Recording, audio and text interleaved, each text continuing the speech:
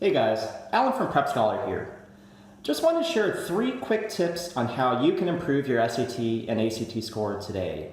These are the same strategies that I personally used when I was studying for the SAT and ACT and got me perfect scores on both of these tests. And they're also the same strategies we recommend to the thousands of students we have who use our PrepScholar prep programs. So let's get started. Number 1, and I think this is the most important one, is you have to understand your strengths and weaknesses on the test.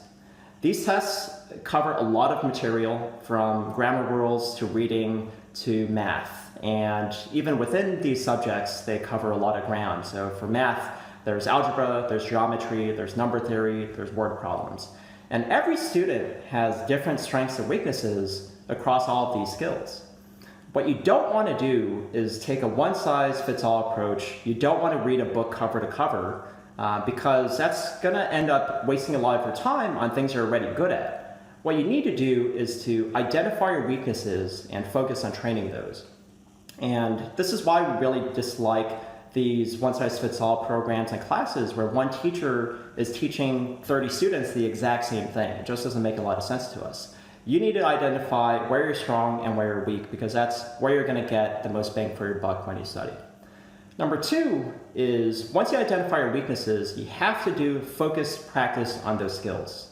And usually this is going to take the form of practice questions, realistic practice questions that test how the SAT and the ACT are going to be testing you on those skills. Again, what you don't want to do is just take full-length practice tests that are just really broad and don't focus on your weaknesses. You're going to waste a lot of time repeating things that you're already good at. And this doesn't make a lot of sense to us.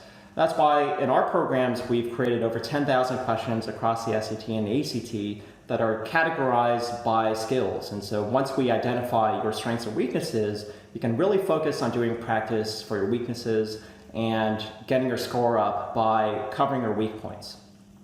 The third and really important part to this is after you do a lot of the practice questions, you have to understand your mistakes in great detail and make sure you never make those mistakes again. This is something that actually a lot of really smart students are not very good at because it takes a lot of mental energy to look over the mistakes you made and to teach yourself how not to make those mistakes again. And so something that I personally did was I made a notebook of every single mistake I made separated by the skill. And so for all the single variable equation algebra mistakes I would make, I would put it on one page. For all the sentence structure grammar rule mistakes I made, I'd put it on a different sheet of paper. And I just kept a notebook of all these mistakes. And this is really helpful because before I took a practice test or before I took a real test, I could just thumb through all of my mistakes. And once I've taken thousands of practice questions and logged every mistake I made, I would make sure that I never made the mistake again. And after you do that, it's really hard not to get a super high score, if not a perfect score. So number 3 is you really have to understand your mistakes.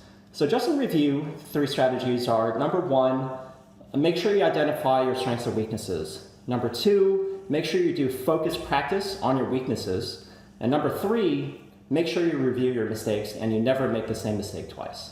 And after I say this, it kind of sounds like common sense, but I guarantee you that fewer than 10% of people watching this video are actually going to execute these strategies and are actually going to get the most mileage out of them. So it's really important that you sit down, you do the hard work, and you have discipline to actually execute these strategies.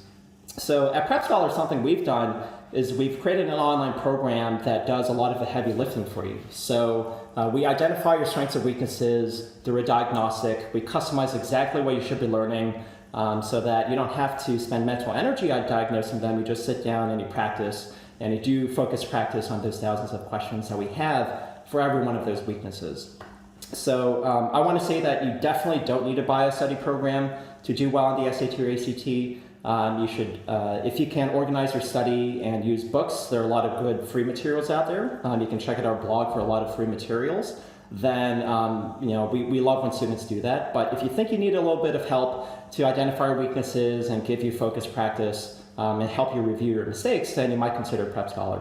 Regardless, hopefully these 3 tips were helpful to you. They were definitely helpful for me when I learned them myself and helpful for our thousands of students around the world who use PrepScholar. And for more free tips and guides like this, just click on the link and you should hear and see more materials like this. So best of luck, and I hope you get an awesome SAT or ACT score.